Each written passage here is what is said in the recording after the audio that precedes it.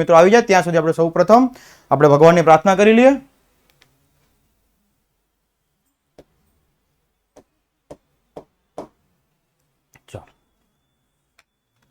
આંખો બંધ, બે હાથ જોડીને સરસ્વતી માતાનું વંદન. નમસ્તે શારદે દેવી વીણા પુસ્તક ધારિણી વિદ્યારંભ કરિષ્યામિ પ્રસન્ન તુ ભવ સર્વદા પ્રસન્ન તુ ભવ સર્વદા. ચલો માતા સરસ્વતીને નમન કરીને આપણે અભ્યાસની શરૂઆત કરીએ છીએ. સૌ પ્રથમ ત્યારે આજનો આપણો ટોપિક ચેપ્ટર નંબર 15 આર્થિક વિકાસ. બરાબર, એ આર્થિક વિકાસની અંદર આજનો આપણો ટોપિક રહેશે કે ઉત્પાદનના સાધનોની ફાળવણી. એ તો જોઈ ગયા, પણ ફાળવણીની પદ્ધતિ શું છે સાહેબ? બરાબર, એ આજનો આપણો ટોપિક રહેશે. 2 મિનિટનું રિવિઝન. તો કે ઉત્પાદનના સાધનો જમીન, મૂડી, શ્રમ અને નિયોજન. ઉત્પાદનના જે 4 સાધનો હતા એ 4 સાધનો આપણે ગયા લેક્ચરની અંદર જોયા. બરાબર, જમીન, મૂડી, શ્રમ અને નિયોજન. બરાબર, ચાલો એ જોયું હતું. ત્યારબાદ ઉત્પાદનના સાધનોની ફાળવણી.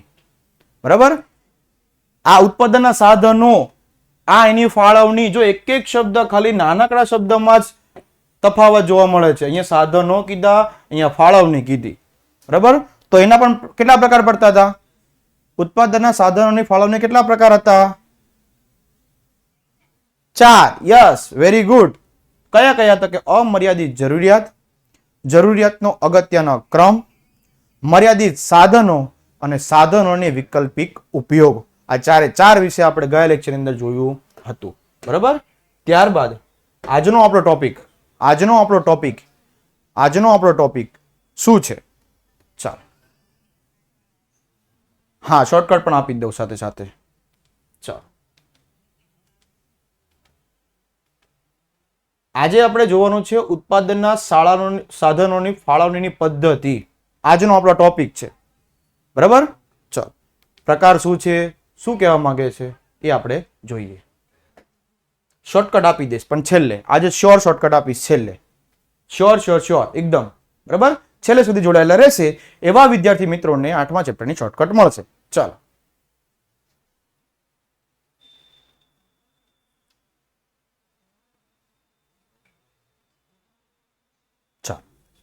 અહીંયા ધ્યાન આપજો. હવે અહીંયા ધ્યાન આપજો. ઉત્પાદનના સાધનોની શ્રેષ્ઠ ફાળવણી કરી વધુમાં વધુ ઝડપથી વિકાસ કરવાનો, પણ કેવો? આર્થિક વિકાસ પ્રાપ્ત થાય એવો દરેક દેશ પ્રયાસ કરે છે. અને વાત એ સાચી ને સાહેબ? કોઈ દેશ એવો વિચારે કે મારા દેશનો વિકાસ ઓછો થાય? નહીં, દરેક દેશ પોતાનો વિકાસ સૌથી વધારે થાય, સૌથી વધારે મારો દેશનો વિકાસ કઈ રીતે થાય એવા હર હંમેશા દરેક દેશ પોતાનો પ્રયત્ન કરતા હોય છે. ઉત્પાદનના સાધનોની ફાળવણી મુખ્ય 2 પદ્ધતિ. એટલે સાહેબ પહેલો જ પ્રશ્ન આવી ગયો, શોર્ટ ક્વેશ્ચન, કે ઉત્પાદનના સાધનની ફાળવણીની મુખ્ય પદ્ધતિ કેટલી? તો કે 2. બરાબર, શોર્ટ ક્વેશ્ચન 1 માર્કની અંદર પૂછાઈ શકે. અને આ ચેપ્ટરમાં શોર્ટ ક્વેશ્ચન બહુ બધા આવશે એટલે ખાસ ધ્યાન રાખજો. રેડી? કઈ પહેલી પદ્ધતિ? તો કે બજાર પદ્ધતિ. અને બીજું છે સમાજવાદી પદ્ધતિ. પહેલા આપણે એનું મિનિંગ સમજી લઈએ. શું કહેવા માંગે? તો કે જે સંચાલન પદ્ધતિ ની માલિકી કોઈ વ્યક્તિ કે ખાનગી કંપની હોય,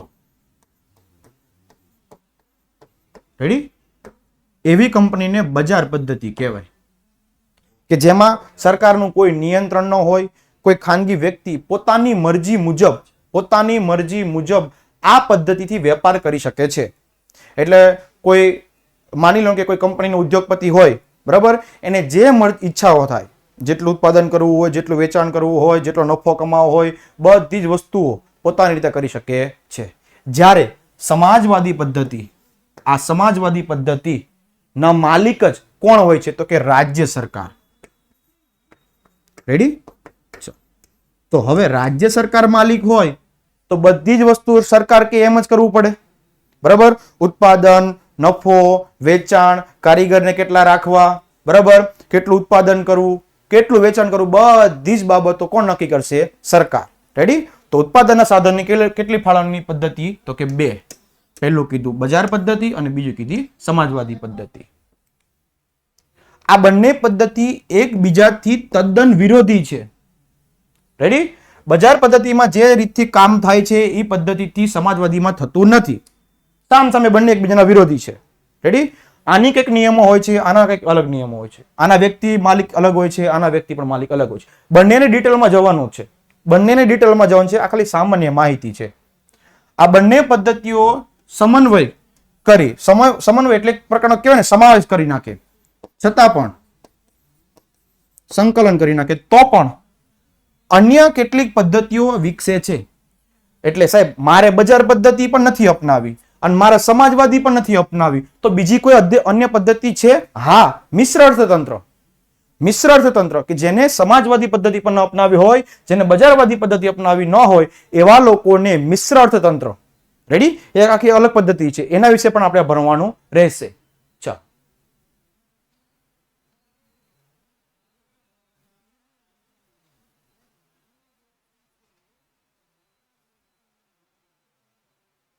હા, ત્રણેય પદ્ધતિ આપણે ડિટેલમાં જઈએ છીએ.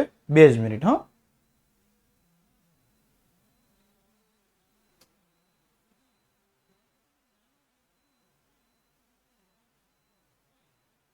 લેક્ચરમાં પેલા ટાઈમે આવી જવાનું એટલે આપણને ખબર પડી જાય શું કહેવા માંગે છે. બરાબર? અધવચ્ચે કોમેન્ટ કરો છો એ યોગ્ય નથી. ચાલો, બજારવાદી પદ્ધતિ. ચાલો આગળ જોઈએ.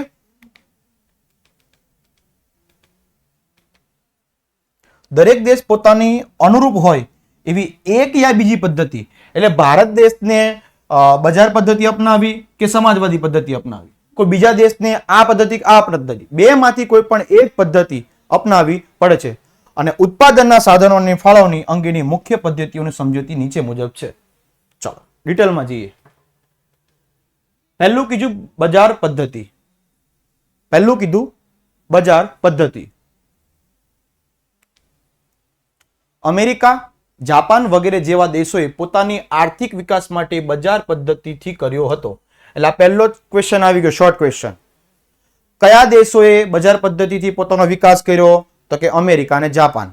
અથવા ઊંધો પ્રશ્ન પૂછી શકાય કે અમેરિકા અને જાપાને કયા દેશ પદ્ધતિ પ્રમાણે વિકાસ કર્યો? તો કે બજાર પદ્ધતિ.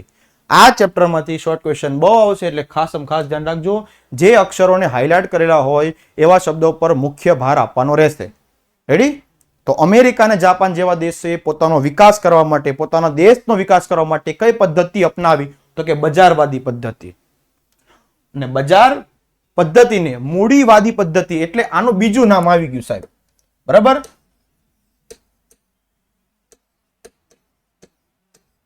બજાર પદ્ધતિનું બીજું નામ જણાવો. મૂડીવાદી પદ્ધતિ. અથવા પ્રશ્નને બોર્ડની અંદર એવી રીતે પૂછી શકે કે મૂડીવાદી પદ્ધતિ વિશે ટૂંક નોંધ લખો. તમને ઘણીવાર પેપર અઘરું લાગતું હોય છે કે સાહેબ પેપર તો કેટલું અઘરું હતું, ક્યાંથી પ્રશ્ન કાઢ્યા હતા. બરાબર? તો એવું પ્રશ્ન પેપર કોઈ અઘરું હોતું નથી. માત્ર ને માત્ર એનું બીજું નામ અથવા પ્રશ્નને ટ્વિસ્ટ કરે છે એટલે આપણને પેપર શું લાગે છે? અઘરું. એટલે બજાર પદ્ધતિની બાજુમાં જ લખી દેજો મૂડીવાદી પદ્ધતિ અને એની ઉપર હાઇલાઇટ કરી દેજો. બરાબર? એટલે બજારવાદી પદ્ધતિનું બીજું નામ શું છે? મૂડીવાદી પદ્ધતિ તરીકે પણ ઓળખવામાં આવે છે. આ પદ્ધતિમાં ઉત્પાદનના સાધનોની ફાળવણી નફાને આધારે થાય. નફો એટલે પ્રોફિટ. રેડી? બજાર પદ્ધતિમાં સાધનોની ફાળવણી કઈ રીતે થાય? નફાના આધારે. અને આ પદ્ધતિમાં ઉત્પાદન અને તેની સાથે સંકળાયેલી આર્થિક નિર્ણયોમાં કેન્દ્ર સ્થાને શું હોય? નફો. ઉત્પાદન હોય, કેટલું ગમે એટલું ઉત્પાદન કરો, ગમે એટલું વેચાણ કરો, બરાબર, કાચો માલ ગમે એટલો લાવો, પણ અંતે શું થવું જોઈએ? નફો, નફો અને નફો. બરાબર? ચાલો. અને વાત એ સાચી સાહેબ, ધંધાની અંદર પ્રોફિટ ન હોય તો કોઈ પણ વ્યક્તિ, સામાન્ય વ્યક્તિ પણ ધંધો કરશે ખરો? કરશે? ન કરે. રેડી? વેપારી એને જ કહેવાય કે જે પોતાના ધંધાની અંદર પ્રોફિટ કરે. અને વેપારનો એક નિયમ હોય કે ગમે તેટલો સગાવાલો હોય, હા થોડું ઘણું બાર્ગેનિંગ કરી દે, થોડો ઘણો ભાવ ઓછો કરી દે, વસ્તુ અલગ છે, પણ પોતાનો નફો છોડીને ખોટના ધંધે કોઈ વ્યક્તિ વેપાર કરશે નહીં. બરાબર? ચાલો. લોકોને જે વિવિધ ઉદ્યોગોમાં મૂડીરોકાણ કરવાનું નફાકારક જણાયું તેમાં તેઓએ મૂડીરોકાણ કર્યું. આપણે છે ને ઘણીવાર બજારમાં જોઈએ કે ભાઈ બજારમાં અત્યારે ટોપ પર કોણ છે, કઈ કંપની અત્યારે પ્રોફિટ કરે છે. તમે શેર બજારની વાત કરું તમને તો શેર બજારમાં આપણે ટોપ 10 કંપની જોઈએ. એની કેટલો નફો થાય છે, કેટલા સમયમાં કેટલું વળતર આપે છે.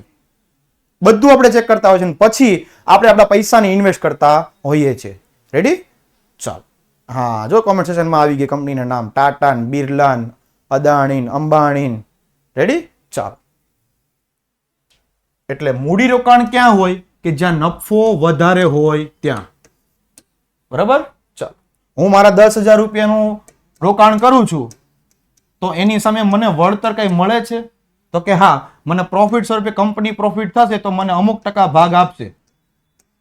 રેડી? ચાલો. આ પદ્ધતિમાં બજાર તંત્ર સંપૂર્ણપણે મુક્ત હોય છે. કેમ? કારણ કે સરકારની કોઈ ચોક્કસ આર્થિક નીતિ કે ભૂમિકા હોતી નથી. એટલે સરકારના કોઈ નિયમ નહીં કે આટલા પ્રમાણે ઉત્પાદન કરવાનું, આટલા પ્રમાણે વેચાણ કરવાનું, અમે કઈ કારીગરને રાખો, એવું કોઈ નિયમ નહીં, કોઈ બાંધછોડ નહીં. એટલે પોતાની રીતે સ્વતંત્ર હોય છે. બજાર પદ્ધતિ પોતાની રીતે સ્વતંત્ર હોય છે. રેડી? એમાં કોઈ ધારા ધોરણ કે કોઈ નિયમ કોઈ લાગુ પડતા નથી. એટલે આનું ત્રીજું નામ પણ આવશે હમણાં. આનું ત્રીજું નામ પણ આવશે મુક્ત અર્થતંત્ર. ચલો આગળ આપણે જોઈએ છે. બજાર તંત્રમાં સ્પર્ધાનું તત્વ અનોખી કામગીરી બજાવે છે. ભલે સરકાર પાસે કોઈ નિયમ નથી, તમારા ઉપર સરકાર કોઈ સ્પષ્ટ નિયમ નથી આપતી, પણ સ્પર્ધા ખરી. સ્પર્ધા એટલે હરીફાઈ. બરાબર? એ પોતાની કામગીરી બજાવે. કેમ? કારણ કે હરીફાયુક્ત બજારમાં મહત્તમ નફો મેળવવા કાર્યક્ષમતા વધુ ને વધુ ઊંચે લઈ જવી પડે. હવે મારી કંપની સૌથી વધારે નફો કમાવે તો એવું હું શું કરીશ? તો કે મારી ગુણવત્તા જાળવીશ, હું શ્રેષ્ઠ આપીશ, હું ઓછા પૈસામાં સારામાં સારી ગુણવત્તા આપું. આ એક પેન બનાવતી મારી કંપની છે અને હું સારામાં સારી એની ગુણવત્તા આપીશ અને સૌથી ભાવ ઓછો હશે તો લોકો ખરીદવા કોની પાસે જશે? મારી પાસે. કેમ? કારણ કે હું ગુણવત્તા શ્રેષ્ઠ આપું છું અને મારો ભાવ પણ કેવો છે? ઓછો. એટલે બજારમાં ટકી રહેવા માટે આપણે શું શ્રેષ્ઠ આપવું પડશે? તો કે ક્વોલિટી. રેડી? ચાલો. આ પ્રક્રિયાને કારણે અનેક નવા સંશોધનો હાથ ધર્યા છે અને ઉત્પાદનની નવી પદ્ધતિએ સંશોધાયા છે. ઘણા લોકો છે ને માર્કેટમાં સર્ચ કરે કે પેન બનાવવા માટેની મેન્યુફેક્ચરિંગ કંપની હોય તો કઈ રીતે પેન બનાવે છે? તો કે આ બધા તો આ રીતે બનાવે છે, પણ મારે ઓછા સમયમાં વધુ સારી ગુણવત્તા લાવવી હોય તો હું કંઈક નવું ટ્રાય કરું. આપણી દેશી ભાષામાં કઈ ઇંગ્લિશમાં ઇનોવેશન, કંઈક નવું ટ્રાય કરું, નવી ટેકનોલોજી વિકસાવું, સારા પદ્ધતિ લાવું, નવા કારીગરોને લાવું, વિદેશમાંથી કઈ પદ્ધતિ લઈ આવું તો મારી કંપનીમાં વધુમાં વધુ પ્રોફિટ થાય. બરાબર? ચાલો. જેના દ્વારા ઉત્પાદન મહત્તમ થાય છે અને આના લીધે દેશની આર્થિક વિકાસ ઝડપથી થાય. વાત એ સાચી. રેડી?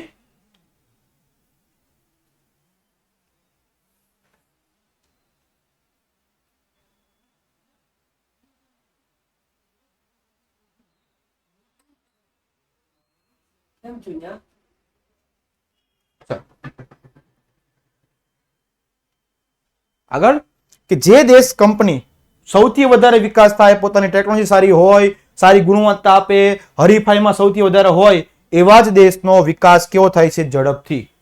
ચાલો. આ બજાર પદ્ધતિમાં સ્પર્ધા કે હરીફાઈનું તત્વ અદ્રશ્ય હોય છે. આમ એકદમ ટ્વિસ્ટેડ વાત કરે છે. એક જ વાક્ય ખાલી, પણ એકદમ ટ્વિસ્ટ. શું કહે છે? અદ્રશ્ય. અદ્રશ્યનું મિનિંગ શું થાય? દેખાય ન હોય તેવું. ભલે સરકારનું કોઈ ત્યાં નિયંત્રણ નથી, પણ વ્યક્તિને કંપનીમાં સારો ગ્રોથ કરવા માટે સ્પર્ધા કે હરીફાઈમાં રહેવું પડશે. બરાબર? એટલે અદ્રશ્ય હાથ જેવું છે. આ સ્પર્ધાને જ હરીફાઈ જે છે એ અદ્રશ્ય હાથ જેવું છે. અને આ પદ્ધતિમાં રાજ્યનો હસ્તક્ષેપનો મિનિંગ થાય દખલગીરી. બરાબર? દખલગીરી ન હોવાથી આ પદ્ધતિને મુક્ત અર્થતંત્ર કહે છે. આગળ વાત કરી એમ. બરાબર? એટલે આ પદ્ધતિનું ત્રીજું નામ શું આવી ગયું? મુક્ત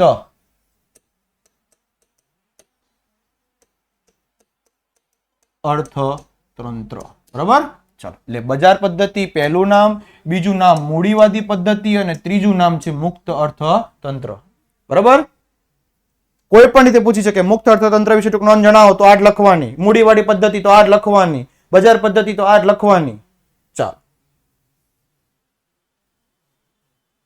તન્મયભાઈ થોડુંક ભણવામાં ધ્યાન આપી દો.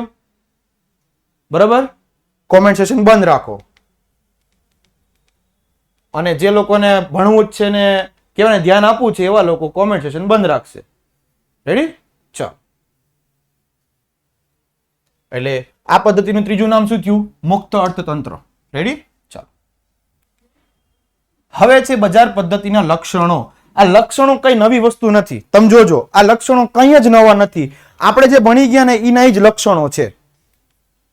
ઉત્પાદનના સાધનોની માલિકી વ્યક્તિગત કે ખાનગી હોય છે.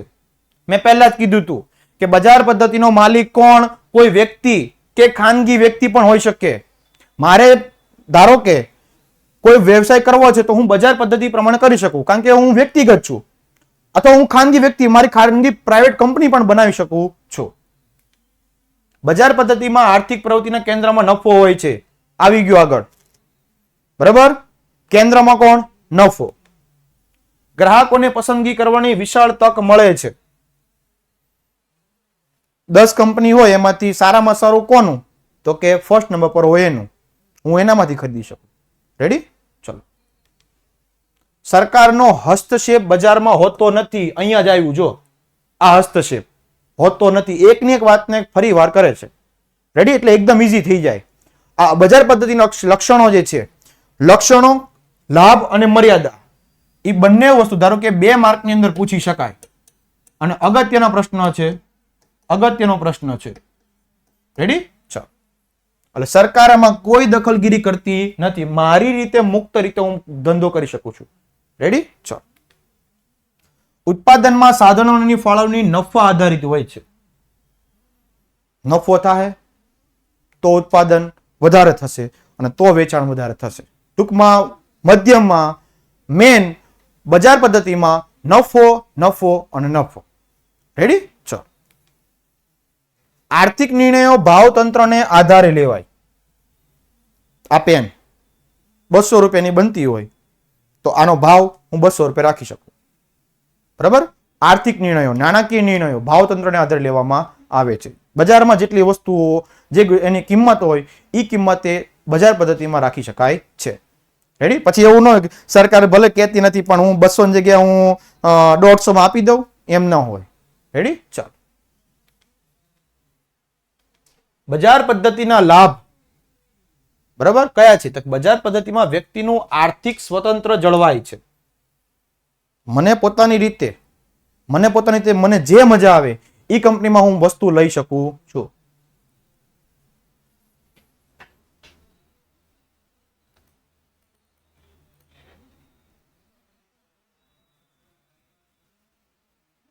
પણ તમે કોમેન્ટ સેશન તરફ ધ્યાન શું કામ આપો છો? તમે કોમેન્ટ સેશન તરફ ધ્યાન શું કામ આપો છો? રેડી?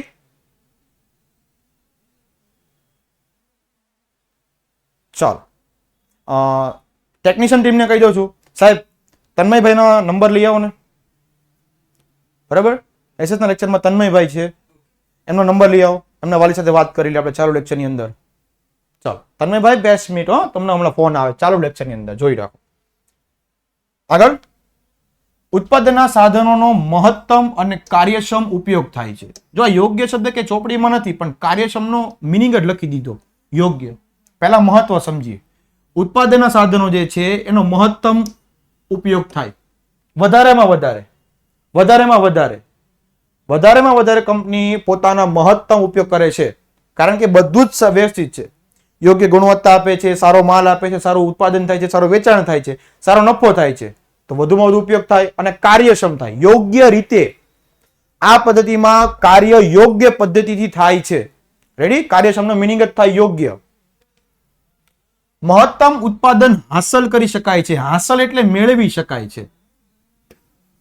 વધુમાં વધુ ઉત્પાદન, મોટા પ્રમાણમાં ઉત્પાદન, જેટલું લક્ષ્યાંક હોય કે ભાઈ આજના દિવસમાં મારે 1000 કિલો ઉત્પાદન થઈ જવું જોઈએ, તો એ મેળવી શકાય છે. કારણ કે કોઈ સરકારના નિયમો નથી. રેડી? કોઈ નિયમ નથી. હું મારી રીતે મસ્ત રીતે મેળવી શકું, કામ કરી શકું છું મારી રીતે. અર્થતંત્રમાં સતત નવા સંશોધનો થતા રહે છે, જેના કારણે આર્થિક વિકાસને ગતિ મળે છે. નવા સંશોધનો. કંપની હોય ને, કંપની એની અંદર અમુક માણસો એવા રાખેલા હોય કે ખાલી સર્ચ જ કરે કે બજારમાં શું ચાલે છે. મેનેજર હોય કે કોઈ ખાતાનો વિભાગનો મેનેજર હોય ને, એને બહુ કામ ન હોય, એને અમુક સમયે અમુક કામ શું હોય તો કે બજારમાં શું ચાલે છે, બજારમાં ટોપ પર કોણ છે, બજારમાં જે કંપની ટોપ પર ચાલે છે એ કઈ પદ્ધતિથી આપે છે એવું સંશોધન કરવા વ્યક્તિ જ બેસાડેલા હોય છે. તો એવા વ્યક્તિ જેટલું સંશોધન વધારે કરે એવા લોકોનો આર્થિક વિકાસ એટલે એનો કોઈ નાણાકીય વિકાસ કેવો થાય છે, વધારે થાય છે અને ગતિ મળે છે. સ્પર્ધાને કારણે વસ્તુની ગુણવત્તા શ્રેષ્ઠ બને છે. તમારું કોમ્પિટિશન જ ન હોય તો તમને મહેનત કરવાની મજા આવે ન આવે. મેં એવા લોકોને જોયા છે કે ક્લાસની અંદર કોમ્પિટિશન કરે, બરાબર, શું કે A1 માં કોણ સૌથી વધારે નંબર લાવે, ઓલો કે મારે 90% લાવવાનો છે, ઓલો કે હું 92% લાવીને બતાવું. લાગી શરત તો કે લાગી, બે આમ કે તાળી મારે, લાગી ગઈ શરત. હવે શું થશે, હવે શું થશે, મનની અંદર એવો વિચાર આવે કે હાલું શરત લગાઈ ગઈ છે, શરત થઈ ગઈ છે, ગમે એમ કરીને 92% લાવવાનો છે, ઇજ્જતનો સવાલ છે, બરાબર. હા ચાલો, એટલે સ્પર્ધા થશે, સ્પર્ધા હશે તો તમને કામ કરવાની મજા આવશે. એટલે છે ને આજથી જ તમારા જે તમારા કહેવાય ને કે સરખામણીમાં વ્યક્તિ હોય ને એની હારે સ્પર્ધા કરી દેજો કે ભાઈ ઓલો કે તું કેટલા ટકા લાવે તો કે હું લાવું 92, આપણા 1% વધારે. ચાલો, તો કામ કરવાની ઉત્સાહ રહેશે કે ભાઈ મારે ઓલા કરતા આગળ વધવાનું છે. રેડી? કોમ્પિટિશન જ નહીં હોય તો છે ને કંટાળો આવશે, એમ થાય કે કાંઈ વાંધો નહીં, હવે આપણે ગમે તે લાવી દેવું. એવી રીતે આમાં કંપનીમાં પણ એમ જ હોય, સ્પર્ધા ન હોય તો માલ ઉત્પાદન સરખું થાય નહીં. રેડી? ચાલો. અને વાલાવાલા વિદ્યાર્થી મિત્રો માટે મારે ખાસ એક વાત કરવી છે. શું? તો કે ધોરણ 9 થી 12 માટે ગુજરાતની ફર્સ્ટ નંબરની ટીમ જે છે એ તમારા માટે ટોપર બેન્ચ લઈને આવી છે, તમે એમાં જોડાઈ જ ગયા છો. પણ તમારા જે સાથી મિત્રો હોય, તમારા જે સાથી મિત્રો હોય એને પણ તમે કહો કે સાહેબ શ્રેષ્ઠ માધ્યમ અને કહેવાય ને કે સરસ રીતે ભણવાની પદ્ધતિ, દરેક વિષયની વાત કરું, ગણિતમાં સાહિલ સર હોય, વિજ્ઞાનમાં હિરેન સર હોય, સમાજમાં મારું છે, અંગ્રેજીમાં ધ્રુવી મેડમ છે, શ્રેષ્ઠ માધ્યમ. 4 વિષયની અંદર તમને મજા આવે છે કે નહીં? તમને મજા આવે છે કે નહીં? યસ. તો તમારા જ વિદ્યાર્થી મિત્રોને પણ તમે આની અંદર જોડી દો. એડમિશન મેળવવા માટે આ નંબર પર કોલ કરો. આપણે આટલી વિશેષતા કયો, પીડીએફ ની અંદર આ મૂકી દઈશ, એની વિશેષતા કયો. અને મેં પહેલા પણ કીધું એમ કે આંગળી ચીંધ્યાનું પુણ્ય મળે. તમે કોકને સારું માહિતી આપો છો ને એનું ભલું થઈ જાય તો પુણ્ય તમને મળશે. રેડી? ચલો. અને બીજી એક મારે વાત કરવી છે, ધોરણ 10 અને ધોરણ 12 ની અંદર દરેક વિષયના વિષય વાઇઝ આપણે પુસ્તકો જે છે એને સરસ મજાના લોન્ચ કર્યા છે. એની અંદર ગણિત, વિજ્ઞાન, સમાજ, ગુજરાતી, ઇંગ્લિશ, ગ્રામર અને બંને ટેક્સ્ટ બુક, હિન્દી અને સંસ્કૃત. રેડી? જૂનની અંદર આ બંને પુસ્તકો આવશે. બાકીના બધા પુસ્તકો આવી ગયા છે. ઘણા વિદ્યાર્થીઓ લઈ પણ લીધા છે. જેને નથી લીધા એવા માટે હું ખાસ કહું છું, સાહેબ આની પાછળ કહેવાનું મારું કારણ એ છે કે એક જ પુસ્તકની અંદર બધી જ માહિતી આપેલી છે. મેં સમાજનું તમને એક લેક્ચરની અંદર બતાવેલું હતું બુકને હાથમાં લઈને કે chapter wise short question, long question, shorts note, બોર્ડમાં કઈ રીતે પૂછાય છે, કયા યરમાં કયો પ્રશ્ન પૂછાઈ ગયો છે. એટલે તમે એક પુસ્તક લેવો ને સાહેબ, આ એક પુસ્તક, રેડી? તો તમારે બીજું કોઈ પુસ્તક લેવાની જરૂર નહીં પડે. ઇવન તમારે ચોપડીની પણ જરૂર નહીં પડે, કારણ કે એની અંદર બધું આવી જાય છે, બધા જ સવાલ આવી જાય છે. અને એ પણ વિભાગ વાઇઝ. રેડી? એટલે ખાસ દરેક વિષયના શિક્ષકો શ્રેષ્ઠ માધ્યમ. અને ઘણીવાર કેવું થતું, સાહિત્ય કહેવાય ને, પુસ્તકો તો ઘણા બધા હોય સાહિત્ય, પણ એને સરળ ભાષામાં લખેલું હોવું જોઈએ, વિદ્યાર્થીને સમજાય એવું હોવું જોઈએ. આ બધા જ પુસ્તકો દરેક વિષયના શિક્ષકો સાથે, નિષ્ણાંત સાથે એમને બનાવેલા છે, સરળ ભાષામાં છે, સમજાઈ જાય એવા. રેડી? તો પુસ્તક મેળવવા માટે આજે જ આ નંબર પર ફોન કરો, ઇન્ક્વાયરી કરો કે સાહેબ કેટલા રૂપિયાનું પુસ્તક છે, મને આખો સેટ મંગાવો તો કેટલાનો થશે, આ બંને પુસ્તક ક્યારે આવશે, ધોરણ 12 માં કઈ પુસ્તકની શું કિંમત છે. રેડી? ઇન્ક્વાયરી કરો અને એક વખત અવશ્ય ઘરે બેઠા તમને આ પુસ્તક મળી જશે. રેડી? ચાલો.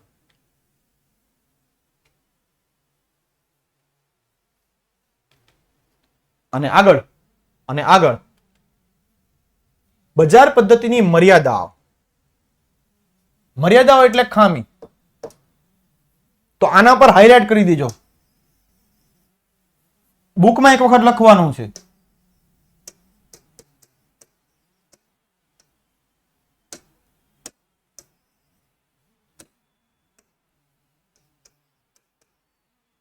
બજાર પદ્ધતિ, જે આપણે બજાર પદ્ધતિ જોઈએ છે, એના લક્ષણો જોયા, એના લાભ જોયા. હવે જોવાની છે એની મર્યાદાઓ. મર્યાદાઓ એટલે ખામી. બરાબર, ખામી. તો બજાર પદ્ધતિની ખામીઓ જણાવો. 2 માર્કનો સવાલ પૂછી શકાય 2 માર્કની અંદર. તો 8 લખવાની. બજાર પદ્ધતિની મર્યાદાઓ એવું પણ પૂછી શકે છે. એટલે મર્યાદા શબ્દ ઉપર હાઇલાઇટ કરી દેજો. બજાર પદ્ધતિના અનેક લાભો હોવા છતાં સંપૂર્ણ નથી. શ્રીમદ ભગવદ ગીતામાં પણ એવું જ કીધેલું છે, કોઈ પણ માણસ પરિપૂર્ણ નથી. ક્યાંક સારા ફાયદા હોય તો ક્યાંક અમુક ખામીઓ હોય. એવી કેટલીક ખામીઓ અને કેટલીક મર્યાદાઓ નીચે મુજબ છે. બરાબર, ચાલો. અંગ્રેજીમાં કહે તો એડવાન્ટેજ એન્ડ ડિસએડવાન્ટેજ, ફાયદા અને મર્યાદાઓ. તો કે નફાને ધ્યાને રાખીને ઉત્પાદન થતું હોવાથી મોજ શોખની વસ્તુઓનું ઉત્પાદન વધુ થાય છે અને પ્રાથમિક જરૂરિયાતનું વસ્તુનું ઉત્પાદન ઘટે છે. મોજ શોખની વસ્તુઓ શું? તો કે મોબાઈલ હોય, ટીવી હોય, ફ્રીજ હોય, સોફા હોય. બરાબર, જેમાંથી આપણને મનોરંજન મળે, મોજ શોખ, મનોરંજન મળે, એવું ઉત્પાદન વધુ થાય છે. જ્યારે પ્રાથમિક જરૂરિયાતો એટલે શું? તો કે પાયાની જરૂરિયાતો, ખેતી હોય, કપડાં હોય, મકાન હોય, શિક્ષણ હોય, આરોગ્ય હોય, આ બધીની વસ્તુનું ઉત્પાદન આમાં કેવું થાય છે? તો કે ઘટે છે. તો કે સાહેબ શેનું ઉત્પાદન વધારે થાય? તો કે મોજ શોખની વસ્તુનું. બરાબર, આ એની ખામી થઈ ગઈ.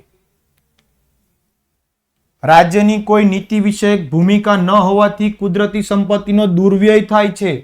દુર્વ્યય શબ્દનો મિનિંગ થાય બગાડ.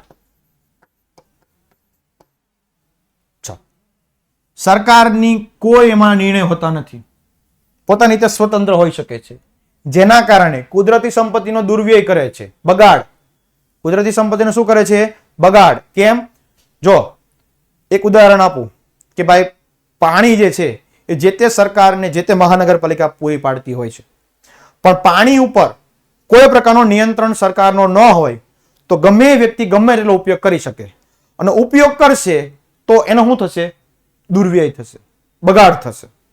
બરાબર, એની જગ્યા ઉપર સરકારના હસ્તકમાં હોય, સરકારે ડિજિટલ સ્માર્ટ મીટર મૂકી દીધા હોય તો જે વ્યક્તિ આમ પાણી આમ કહેવાય ને કે નુકસાન થતું હોય, એમના પાણીનું નળ ચાલુ કરીને જવા દે, ઢોળી નાખે, એવા લોકો શું કરશે? તરત બંધ કરી દેશે. કેમ? કારણ કે મીટર આવે, બિલ આવે, અને બિલ ન ભરે તો લાઈન કાપી જાય. હવે તો સરકાર, જે તે સરકાર વીજળીના બિલમાં પણ સ્માર્ટ મીટર લાવી દીધું. એટલે એમાં શું થશે? મોબાઈલ જેવું રિચાર્જ કરવાનું. રિચાર્જ કરો ત્યાં સુધી લાઈટ આવશે, રિચાર્જ પૂરું, લાઈટ સીધી બંધ. બરાબર, પાછું રિચાર્જ કરવાનું મોબાઈલ એમાં, ત્યારે વીજળી આવે. 10 મિનિટમાં આવી જાય પાછી. રેડી? ઘણા શહેરોમાં આવી ગયું છે, ઘણા શહેરમાં સ્માર્ટ મીટરની પદ્ધતિ આવી ગઈ છે. રેડી? પોઈન્ટ 1 નંબરનો સમજાણો ફરીથી સમજાઈ દઉં, કોઈ વાંધા નહીં. નફાને ધ્યાને રાખીને ઉત્પાદન થતું હોવાથી કેન્દ્રમાં શું હતો? નફો. કઈ પદ્ધતિમાં?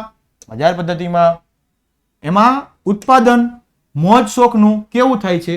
તો કે વધારે. જ્યારે પ્રાથમિક જરૂરિયાતો એટલે કે જે પાયાની જરૂરિયાતો હોય, રોટી, કપડા, મકાન, શિક્ષણ, આરોગ્ય, એનું ઉત્પાદન કેવું થાય છે? ઘટે છે. જ્યારે મોજ શોખની વસ્તુ ઉત્પાદન કેવું થાય છે? વધારે હોય છે. રેડી? કારણ કે નફો છે મેન. હવે હું સોફો બનાવતી કંપની હોય, એમાંથી મને લાખ રૂપિયા મળે છે એક સોફા. જ્યારે હું કોઈ ધારો કે ખેતીની કોઈ વસ્તુ પ્રોડક્ટ બનાવું છું અને એમાંથી મને ખાલી 5,000 રૂપિયા મળે છે, તો હું મોજ શોખ વાળી વસ્તુ બનાવીશ કે આ જરૂરિયાત વાળી વસ્તુ બનાવીશ? તો કે મોજ શોખ વાળી. કેમ? કારણ કે મને નફો એમાંથી વધારે મળશે, આમાંથી. રેડી? ચાલો. ગ્રાહકને બજારનું જ્ઞાન ન હોવાથી, અજ્ઞાનતા એટલે જ્ઞાન ન હોવું, તેના કારણે શું થાય છે? શોષણ. માર્કેટમાં આની કિંમત છે 200 રૂપિયા, બરાબર, પણ આની આ વસ્તુને હું 300 રૂપિયામાં વેચું તો ગ્રાહકનું શું થયું કહેવાય? શોષણ. અને લોકોને ફરજિયાત લેવું પડશે. કેમ? કારણ કે આની પાયાની જરૂરિયાત છે. બરાબર, પેન વગર હાલવાનું નથી, બજારમાં 1.5 ગણો ભાવ લે છે તો પણ લોકો લેવા માંગશે. સંપત્તિ અને આવકનું કેન્દ્રીકરણ થવાથી આવકની અસમાનતામાં વધારો થાય છે. આપણે હમણાં થોડા દિવસ પહેલા આવી ગયું હતું કે ધનિક વ્યક્તિ વધારે ધનિક બને છે અને ગરીબ વ્યક્તિ વધારે ગરીબ બને છે. એમાં ઓલું ઉદાહરણ એવું યાદ છે કે 20% ધનિક લોકોના હાથમાં 40% હિસ્સો છે, જ્યારે 20% ગરીબ લોકોના હાથમાં ખાલી 10% હિસ્સો છે. રેડી? કારણ કે આમાં આવક વધારે થશે, આવક વધારે થશે એટલે આવકની અસમાનતા ઊભી થશે. અમીર હોઈ શકે છે અને ગરીબ પણ વ્યક્તિ બની શકે છે. રેડી? એટલે સંપત્તિ અને આવક બંનેનું શું થશે? કેન્દ્રીકરણ થશે, એટલે વિભાગ પડશે. ઇજારાશાહી આર્થિક અસ્થિરતા અને મજૂરોનું શોષણ થાય છે. 3 વ્યક્તિનું કીધું. ઇજારાશાહી પણ શોષણ થાય છે, આર્થિક અસ્થિરતા પણ થાય છે અને મજૂરોનું પણ. પહેલું શબ્દ સમજીએ આપણે, ઇજારાશાહી એટલે શું? ઇજારાશાહી એટલે નફા વિનાનું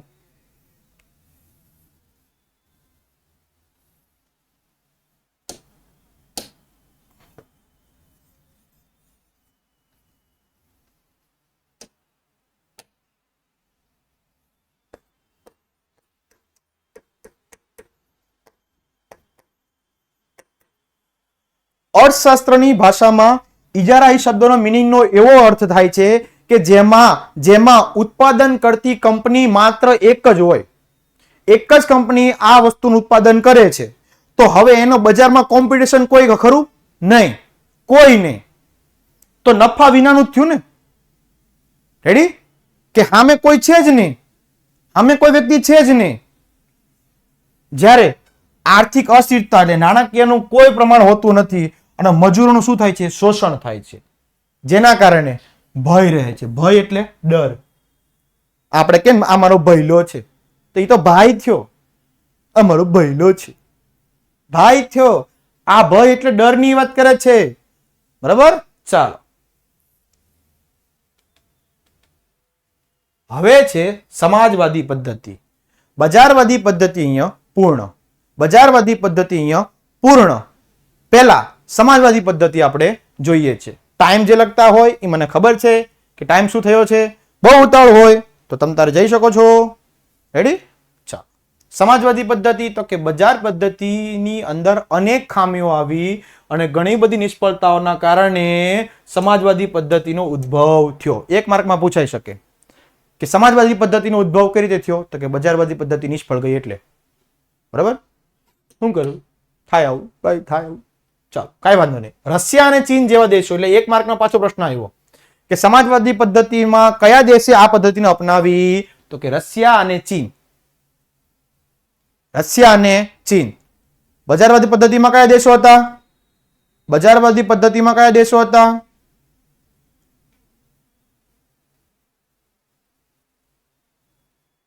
અમેરિકા અને જાપાન. યસ.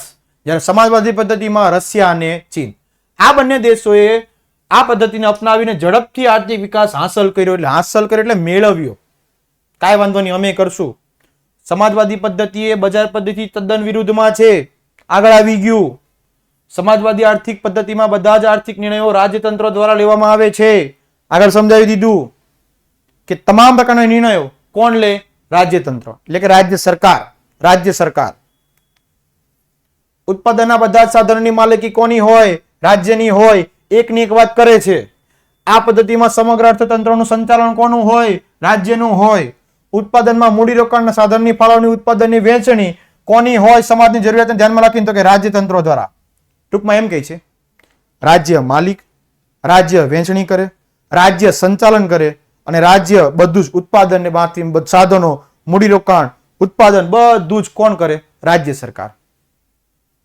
ઉત્પાદન તો થઈ ગયું, પ્રોડક્શન, મૂડીરોકાણ. બરાબર?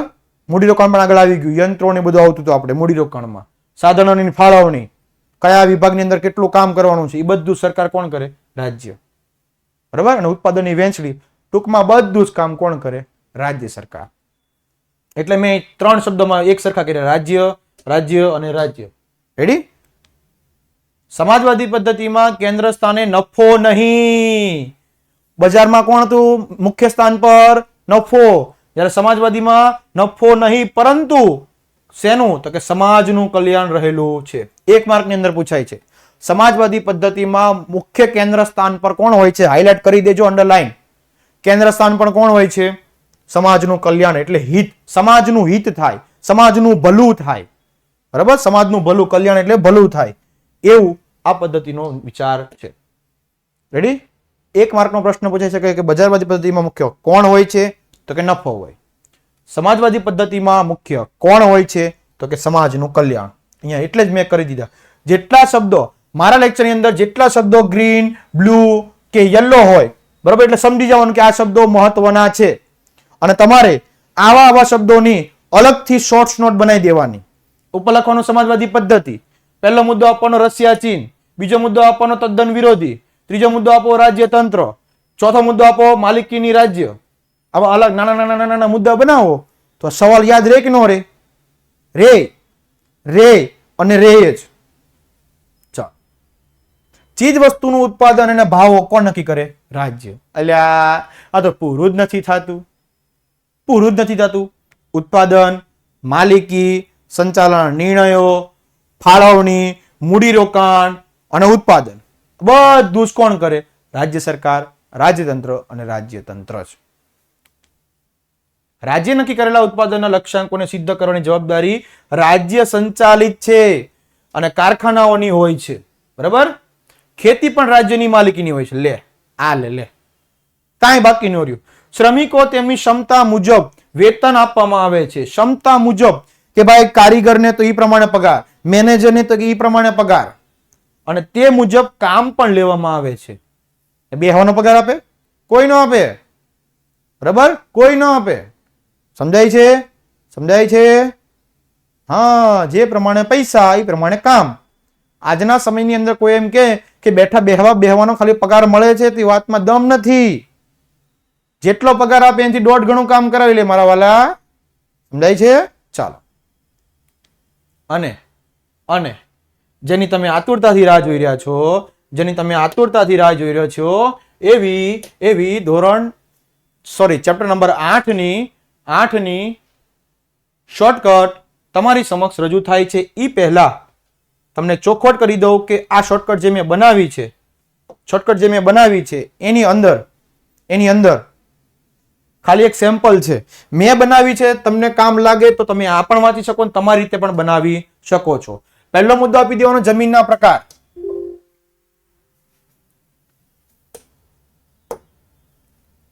જમીનના પ્રકાર, ક્ષેત્રફળ, સ્થાન અને નિર્માણ, કે ભાઈ કઈ જગ્યા પર બન્યું છે, સ્થાન એનું એક્ઝેક્ટ, અથવા નિર્માણ કઈ રીતે થયેલું છે. રાસાયણિક પદાર્થો, અન્ય કારણ કોઈ છે કે નહીં. અન્ય કારણની અંદર છે ને મેં એવો વસ્તુ મૂકેલી છે કે જેની અંદર કંઈક એવું કહેવાય કે કારણ હોય કે જે આ પટલામાંથી કોઈમાં ન આવતું હોય. આ લાઈન એવી હશે કે જેમાં કોઈમાં આવતી નહીં હોય એવા અન્યમાં મૂકી દીધીશ મેં. ધાન્ય પાક, કે આ પાકની અંદર, આ જમીનની અંદર કયા પાક લેવાય છે અને સ્થળ કયા છે, કઈ જગ્યા પર આ પાક જોવા મળે છે. રેડી? તો આવી રીતે કાપની જમીન, રાતી જમીન, બરાબર, આ પીડીએફ ની અંદર આવી જશે. આ જે શોર્ટકટ જે છે એ પીડીએફ ની અંદર આવી જશે. આ ચેપ્ટરની જે પીડીએફ મૂકીશ, હમણાં લેક્ચર પૂરો થાય એટલે તરત જ મૂકી દઈશ, એની અંદર આ આવી જશે. કોઈ વસ્તુ લેવાની જરૂર નથી, આ આવી જશે. રેડી? કાપની જમીન, રાતી જમીન, ત્યારબાદ કાળી જમીન, લેટેરાઇટ જમીન, કાળી જમીન, લેટેરાઇટ જમીન, અને રણ, પર્વતીય અને જંગલ. 7 અને 8મી છે દલદલ. બધી જ વસ્તુઓ પીડીએફ ની અંદર આવી જશે. કોઈ પ્રકારનું, અને ખાસ જેમાં ડેશ હોય એમાં સમજવાનું કે કોઈ મુદ્દો આવતો નથી. જેમાં ડેશ હોય એમાં સમજી જવાનું કોઈ મુદ્દો આવતો નથી. રેડી? એટલે આ શોર્ટકટને તમારે કહેવાય ને કે યાદ રાખવાની છે ને એના આધારે વાક્ય બનાવવાના રહેશે. વાક્ય બનાવતા આવડે. આ કોષ્ટક ક્યારે પણ કોઈ પણ પરીક્ષામાં લખવાનું નથી. સ્પષ્ટ કહી દઉં છું, આ કોષ્ટક ક્યારે પણ કોઈ પરીક્ષામાં પ્રથમ, દ્વિતીય, વાર્ષિકમાં ક્યાંય લખવા નથી. માત્ર ને માત્ર યાદ રાખવા માટે. રેડી? સમજાય છે? ચાલો. અને કઈ પણ એવું લાગે કે ભાઈ આમાં છે તો જાતે પેલા સમજી લેજો, શોર્ટકટને જાતે સમજજો. કોઈ પ્રકારના પ્રશ્ન નહીં પૂછતા આની અંદરથી, કારણ કે બધું સમજાવી દીધેલું છે આ બધું. રેડી? કોઈ પ્રકારના પ્રશ્ન પૂછતા નહીં. બરાબર? ચાલો.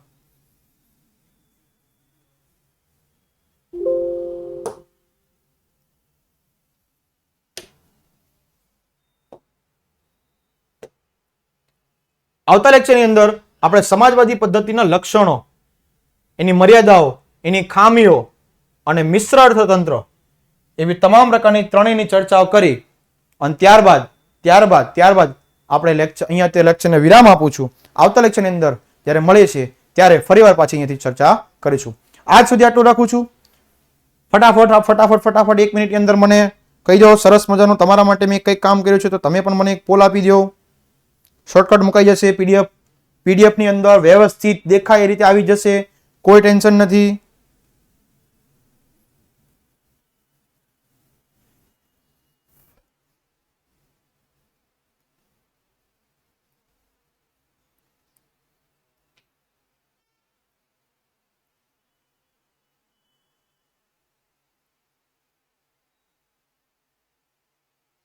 હે જી તારા આંગણિયા હે પૂછીને જે કોઈ આવે રે આવકારો મીઠો આપજે જે જીરી તારે કાને રે સંકટ હરણાવે રે. થેન્ક યુ વેરી મચ વિદ્યાર્થી મિત્રો. Thank you very much.